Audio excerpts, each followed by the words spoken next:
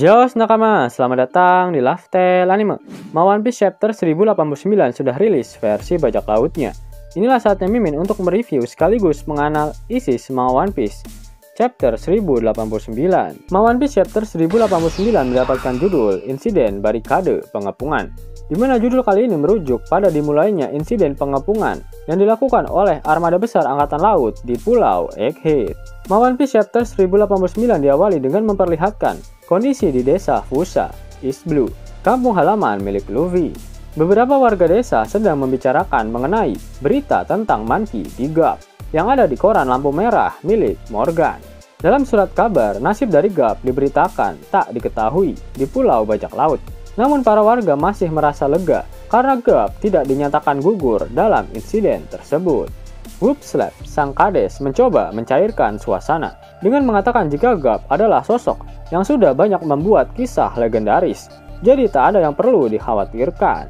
Makino juga menyetujui pernyataan dari Whoopslap, namun tiba-tiba terdengar suara tawa dari seseorang yang membuat sang kades kesal, karena seharusnya tak ada yang lucu dari berita tersebut. Ternyata yang tertawa barusan adalah anak dari Makino. Bentakan Whoopslap membuatnya menangis, dan sang kades pun langsung meminta maaf padanya. Makino kemudian menggendong anaknya. Meskipun begitu, dia sebenarnya masih mengkhawatirkan kondisi dari Garp. Makino kemudian menjelaskan jika anaknya tertawa saat melihat foto dari Luffy, karena dia sepertinya sudah sangat familiar dengan wajah Luffy. "Kau benar-benar menyukai kakak Luffy ya?" ucap Makino pada anaknya, yang kembali tertawa ketika melihat foto Luffy di surat kabar. Rambut dari anak Makino tak diwarnai, itu artinya rambutnya bukan berwarna hitam. Jadi kemungkinan besar ayahnya tidak memiliki rambut berwarna hitam. Kira-kira siapa ya Bang Toyib dari anaknya Makino? Shin kemudian berpindah ke Mount Kolubo, tepatnya di markas milik Dadan. Dadan diperlihatkan membaca surat kabar sembari menangis. Dia mempertanyakan apa sebenarnya yang sedang dilakukan oleh Garp dan Luffy. Namun tiba-tiba terjadi sesuatu yang membuat anak buah Dadan yang berada di belakangnya terkejut. Ternyata saat ini sedang terjadi gempa bumi dahsyat yang dirasakan oleh seluruh dunia. Diperlihatkan kondisi yang kacau di East Blue, West Blue, South Blue, dan North Blue. Gempa tersebut bahkan menyebabkan terjadinya tsunami. Sang narator pun berkata, gempa pada hari ini menyebabkan kerusakan yang paling parah dalam sejarah. Pusat gempa ini tak dapat dipastikan. Di zaman dengan geografis yang tidak biasa ini, penyebab terjadinya gempa pun tak dapat diketahui. Bersamaan dengan terjadinya gempa dahsyat ini, diperlihatkan beberapa reaksi dari orang-orang di dunia One Piece. Di antaranya adalah Labun di Twin Cap, Iceberg di Water 7, Hina di markas besar angkatan laut, Momonosuke di Wano Kuni, para tahanan di penjara Impel Down, lalu Holisia di Kano Kuni, para Tenryubito di Mary Joyce, dan juga Im Sama. Sang narator kembali berkata, sejak hari di mana kerajaan bernama Lulusia menghilang tanpa jejak dari dunia, peristiwa yang terjadi 6 hari kemudian. Yap, tak hanya gempa bumi dahsyat, ternyata terbentuk juga lubang besar di area di mana kerajaan Lulusia tadinya berada. Im Sama diperlihatkan sedang mendengarkan komunikasi yang masuk ke markas pusat angkatan laut melalui Denden Mushi. Terdapat seseorang yang melaporkan kondisi terkini di area kerajaan Lulusia seharusnya berada. Dia tak menemukan adanya tanda-tanda dari kerajaan Lulusia. Yang dia temukan hanyalah lubang raksasa, di mana air terjun laut terbentuk di sekitarnya. Mereka tak dapat mendekati lubang tersebut, dan tak ada tanda-tanda jika lubang tersebut akan tertutup. Sang narator kembali berkata, akibat dari gempa bumi dan terbentuknya lubang raksasa tersebut, permukaan air laut di seluruh dunia meningkat sebesar 1 meter. Di seluruh dunia banyak garis pantai dan pulau-pulau yang menghilang. Shin kemudian berpindah ke kerajaan Kamabaka.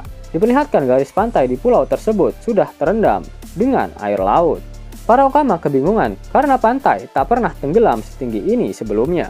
Mereka berharap ombaknya akan segera surut. Di sisi lain, Ivankov juga terlihat terkejut, sedangkan para Okama di sebelahnya kecewa karena rencana mereka untuk berlarian di pantai menjadi gagal. Shin kemudian berpindah ke sebuah pulau yang sudah tenggelam akibat naiknya air laut. Para warga mengevakuasi diri mereka menggunakan perahu. Banjirnya sangat parah hingga mereka tak dapat tinggal di tempat itu lagi. Bahkan ada salah satu warga yang rumahnya didatangi seekor hiu. Mereka juga heran karena saat ini seharusnya belum memasuki musim yang menyebabkan ombak meninggi. Pihak Angkatan Laut kembali melaporkan kondisi banjir yang terjadi di berbagai wilayah di dunia. Dan kemudian kembali memperlihatkan desa Fusa. Air laut pun diperlihatkan juga meninggi di sana. Salah satu warga gembira karena pasti dia akan mendapatkan banyak ikan. Namun warga yang lain melarangnya untuk berlayar saat kondisi seperti ini. Sedangkan Whoopslap hanya memandangi lautan dengan wajah yang penuh dengan tanda tanya. Dan kemudian berpindah ke pesisir pulau masa depan, Egghead. Para angkatan laut di sana juga membicarakan mengenai naiknya ketinggian dari air laut, yang penyebabnya sampai saat ini belum diketahui. Sang narator kembali berkata, perintah berkumpul untuk pasukan militer berskala nasional, yang bahkan melebihi Buster Call, sedang dilakukan, termasuk 20 unit kapal perang besar dan 100 kapal armada dengan berbagai ukuran, sedang mengepung pulau. Dengan total 30.000 pasukan angkatan laut di atasnya. Tiba-tiba salah satu sea beast weapon milik Vegapunk muncul dan menggigit salah satu kapal milik angkatan laut. Dan hal itu membuat para kroco terkejut dan ketakutan. Namun semuanya bisa diatasi dengan mudah oleh Kizaru. Hanya dengan satu kali tembakan laser, sea beast weapon yang menyerang tadi bisa dimusnahkan olehnya. Mengetahui hal itu, Sentomaru langsung menghubungi Kizaru dan mengatakan agar mereka jangan menyerang sea beast weapon milik Dr. Vegapunk. Namun Kizaru beralasan jika monster itu yang menyerang terlebih dahulu. Sang narator kembali berkata, dan yang memimpin pasukan dengan jumlah yang membagongkan ini adalah 9 Vice Admiral dari markas besar Angkatan Laut dan juga Admiral Kizaru. Diperlihatkan ke-9 Vice Admiral yang ikut bersama Kizaru. Baru 2 sosok saja yang diketahui namanya, yaitu Vice Admiral Doberman dan Vice Admiral Doll. Ketujuh sisanya masih belum diperkenalkan, dan seharusnya mereka adalah karakter baru. Admiral Kizaru diperlihatkan sedang duduk sembari makan Indomie rebus rasa kari ayam. Dia masih berbicara dengan Sentomaru melalui Denden Mushi. Situasi Kizaru dengan Sentomaru saat ini terasa sangat awkward. Dia meminta Sentomaru untuk menyerah saja dan segera ke kapalnya untuk menyerahkan diri. Para kru angkatan laut juga terlihat sedang menyantap makanan. Sentomaru memperingatkan Kizaru agar tak menyerang lagi, atau dia tak akan segan-segan untuk menyerang balik para angkatan laut. Oh, itu menakutkan, jawab Kizaru. Sentomaru terlihat sudah lebih sehat jika dibandingkan dengan sebelumnya. Dia sudah duduk sembari ditemani 2 pasifista model Mark III. Sentomaru kembali berbincang dengan Kizaru. Dia berkata jika Pak Tuapang bisa menciptakan laser untuk para pasifista dengan mempelajari kemampuan milik Kizaru.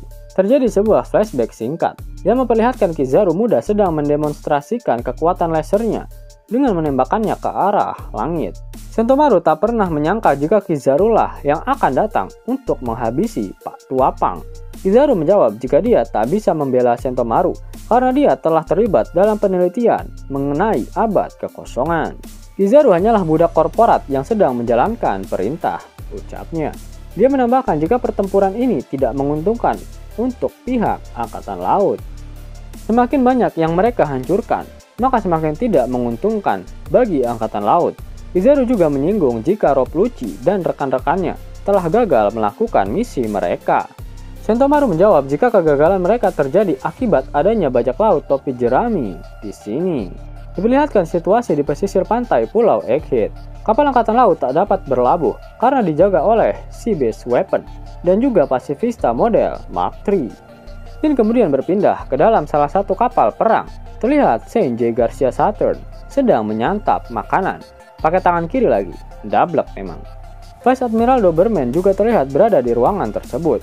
Dia sedang melaporkan situasi terkini pada Saturn.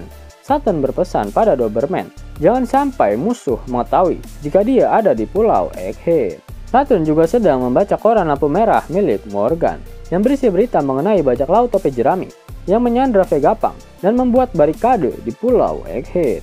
Saturn terkesima dengan berita hoax tersebut dan Doberman mengkonfirmasi jika berita tersebut ditulis sendiri oleh Morgan. Saturn kemudian meminta Doberman untuk menjelaskan situasi terkini di Pulau Egghead. Doberman berkata karena tak ada laporan mengenai misi yang sedang dijalankan oleh CP0 dan kenyataan jika Sentomaru masih dalam posisi waspada. Dia menyimpulkan jika orang-orang yang berada di dalam lab phase saat ini adalah ketujuh Dr. Vegapunk, termasuk Stella, sang tubuh utama. Lalu terdapat 4 unit Seraphim yang melindungi mereka, dan grup yang diperkirakan beraliansi dengan Dr. Vegapunk, yaitu kru Yonko bajak laut topi jerami, dengan jumlah anggota 10 orang. Kemudian pasukan elit yang dikirim bersama dengan anggota CP0, yaitu Rob Lucci, Kaku, dan Stacy, ditambah dengan pasukan Kroco si Purple dengan jumlah sekitar 100 orang, telah ditangkap oleh pasifista model Mark III yang dipimpin Sentomaru di Pavilion Face. Doberman juga menjelaskan jika saat ini sistem pertahanan Frontier Dome sedang berada dalam tingkat 100%. Itu artinya tak akan ada yang bisa keluar atau masuk ke dalam area Lab Face. Ternyata pengepungan oleh Angkatan Laut di Pulau Egghead sudah terjadi selama 1 hari, dan mereka masih belum mengetahui apa yang sebenarnya sedang terjadi di area Lab Face. Saturn kemudian bertanya pada Doberman mengenai keberadaan dari peneliti yang bekerja di Pulau Egghead. Doberman menjelaskan jika semua pekerja telah berhasil melarikan diri kemarin, dan saat ini pihak Angkatan Laut sedang mencoba untuk melacak keberadaan dari kapal mereka. Saturn tak mau mengambil resiko. Dia meminta Doberman untuk segera menenggelamkan kapal yang dinaiki oleh para peneliti tersebut, karena dia takut jika ada salah satu dari mereka yang mengetahui sesuatu mengenai hal ini. Siap, jawab Doberman. Dia juga menginformasikan jika bajak laut si tukang makan, Jewelry Bonnie, juga sempat terlihat berada di dalam Pulau Egghead. Saturn yang mengetahui jika Bonnie adalah anak perempuan dari Kuma, meminta mereka untuk membiarkannya saja, karena pemerintah dunia sudah tak membutuhkan jasanya lagi. Selain itu, dia juga hanyalah seorang gadis kecil. Ternyata benar jika Bonnie pernah dipakai oleh pemerintah dunia. Tapi untuk apa?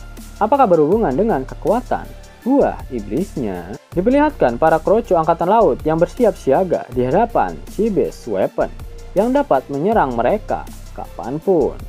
Tiba-tiba para kroco Angkatan Laut memberitahu Kizaru jika terdapat transmisi dari Pulau Egghead, dan sepertinya mereka sedang mencoba untuk menghubungi ke suatu tempat. Ternyata panggilan tersebut menuju ke Mary Joa. Salah satu kroco kembali mengingatkan Kizaru jika dia memiliki denden musi berwarna hitam di lengannya, yang artinya Kizaru dapat menyadap panggilan tersebut.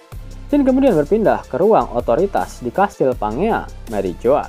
Keempat Gorosei sedang berada di sana. Ternyata panggilan tersebut berasal dari York. York merasa jika para Gorosei sudah kejam padanya, karena dia juga ingin dihabisi oleh mereka. Padahal York lah yang telah menginformasikan pengkhianatan Stella pada para Gorosei. Saint Marcus Mars berkata jika York juga termasuk Vegapunk, jadi itu tak merubah keputusannya. Terlihat Saturn juga mendengar percakapan antara York dan para Gorosei, sembari minum tuak cap orang tua dan lagi-lagi menggunakan tangan kiri. York menjelaskan jika dia juga tertarik dengan abad kekosongan, maka dia tak akan memberitahukan semua ini pada para Gorosei. Saint Nasujuro mengapresiasi York karena dia masih bisa bertahan hidup sampai saat ini. Dia lalu menanyakan nasib dari para agen CP0 dan apa yang sedang dilakukan oleh bajak laut topi jerami saat ini di sana. York menjawab jika saat ini hanya dialah yang menghubungi dan menginformasikan semuanya pada para Gorosei. York kesal karena tak ada satupun kakek Sugiono itu yang bersimpati dengan keadaannya saat ini. Ditambah dengan armada besar angkatan laut yang saat ini sedang mengepung Pulau Egghead. York semakin marah, karena itu tandanya para Gorosei berniat untuk berperang melawannya. Saint Jupiter berkata jika sebenarnya mereka sudah berubah pikiran. Dia bertanya pada York apakah dia juga bisa membuat Mother Flame. York senang karena para Gorosei ternyata tahu caranya untuk berbisnis. Mereka ternyata menginginkan Mother Flame, dan York bersyukur telah mengirimkannya pada mereka. Ya, benda itu sangat diinginkan, ucap Saint Topman Valkyrie. Diinginkan oleh siapa? Tanya York. York juga menjelaskan pabrik untuk menciptakan benda itu ada di Pulau Egghead. York kemudian berpesan agar jangan ada yang menyakiti dirinya dan menghancurkan laboratoriumnya. Selain itu, York juga meminta untuk dijadikan sebagai Tenryubito oleh Gorosei. Siap, semuanya bisa diatur, jawab para Gorosei. York kemudian berkata, baiklah, kita deal sekarang. Cepatlah datang dan selamatkan aku. Luffy si topi jerami ada di sini dan dia ingin membunuhku. York menangis dan meminta untuk diselamatkan. Para Gorosei yang ada di Mary Joa, Saturn, dan Kizaru pun terkejut mendengar kata-kata mutiara terakhir yang diucapkan oleh York. Dalam 2 halaman penuh, Yok terlihat sedang rebahan dengan pedang Zoro tepat di atas lehernya. Sedangkan denden musinya dipegang oleh Usopp. Yok kembali berbicara dengan Gorosei untuk segera menghabisi bajak laut topi jerami. Vegapunk asli juga sudah berhasil diselamatkan. Dia pun sudah menggunakan tas di punggungnya. Kru topi jerami yang lain termasuk Bonnie diperlihatkan sedang menyantap makanan yang dibuat oleh Sanji. Rob Lucci juga diperlihatkan berbaur dengan mereka. Namun Robin tak diperlihatkan ada di sana. Kemanakah dia? Nami dan Vegapunk berkata akhirnya mereka mengetahui situasi yang sebenarnya telah terjadi. Bonnie juga sadar jika saat ini mereka dihadapi dengan situasi barikade pengepungan. Sedangkan Luffy masih belum mengerti maksud dari semua ini. Luffy hanya berpikir intinya mereka akan menggunakan Yok sebagai tameng agar mereka bisa pergi keluar dari pulau ini. Yap, itulah review untuk One Piece chapter 1089. Akhirnya kemampuan paling menakutkan di lautan milik Luffy kembali muncul. Dia berhasil merubah Lucci dan Kaku menjadi kawan. Mungkin hanya sementara saja saat pertarungan di Pulau Egghead berlangsung. Jos nakama, itulah video review untuk One Piece chapter 1089. Jika kalian menyukai video ini jangan lupa klik like, share, dan subscribe channel ini ya. Agar nakama semua tak ketinggalan info menarik seputar One Piece. Arigato.